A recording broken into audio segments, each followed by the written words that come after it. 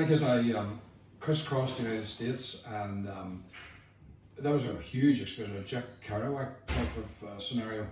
And needless to say, it had its own experiences. And bear in mind, I'm on the run from the FBI here, so that added a dimension to it that most hitchhikers probably don't have to experience. But I had to get by, I had to survive, I had to live, and I take odd jobs here and there. I remember on one occasion in Florida, I think it was, I was working picking strawberries in this huge flat field. I mean, it must have, I don't know how many acres, maybe 50 acres, it was a huge field. And I was working with the Mexicans, and they were hard workers. I mean, they would work early in the morning, we'd all be out in the field, and they would pick away the strawberries, and I would pick some, eat some, pick some. But anyway, I got enough picked that they held on to me.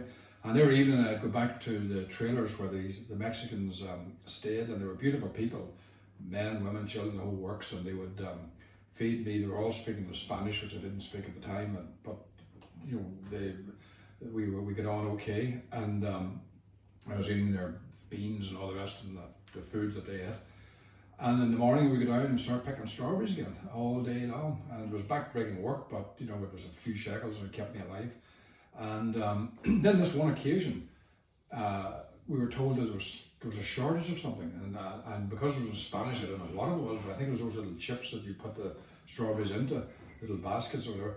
And everybody went down to one corner of the field where there was a kind of a little porta cabin or little thing that they'd served coffee out of, and we were all milling around, standing, waiting. And I remember leaning on sitting, drinking a cup of coffee or whatever on the front of the hood of a car, and then all of a sudden, out of nowhere, whoop, whoop, whoop, in they came, immigration, police, the works.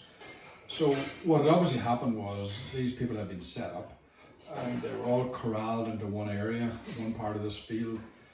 Then the immigration people came in, and they're just going to round them all up. But of course I was stuck in the middle of them, and this was a bit of an alarming situation. Now it was Florida, it was sunshine, and I was just wearing cut-off jeans and flip-flops. And at that stage with the sun, I had natural fair hair, but it had gone totally blonde, and I was well tanned. So in many ways I looked like the all-American boy, blue-eyed, blonde, tanned all-American boy. And I knew that was the one thing that I had in my favor here in this situation.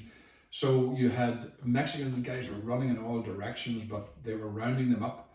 And I was leaning against the front of this car, and this guy came running at me. It was, I don't know, it was police or immigration, whatever. They were all there, and he had like the reflector glasses, the cowboy hat as we call it, and a pump action shotgun, and he was running like straight at me.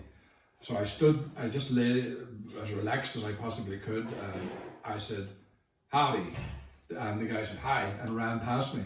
So I thought, okay, this has worked, but there was bedlam. And what I did then was I just went, there was a swamp close by the edge of this field, and I remember I went flip, flop, flip, flop into this swamp, down into it, away into the trees, and down in there, and hid and waited.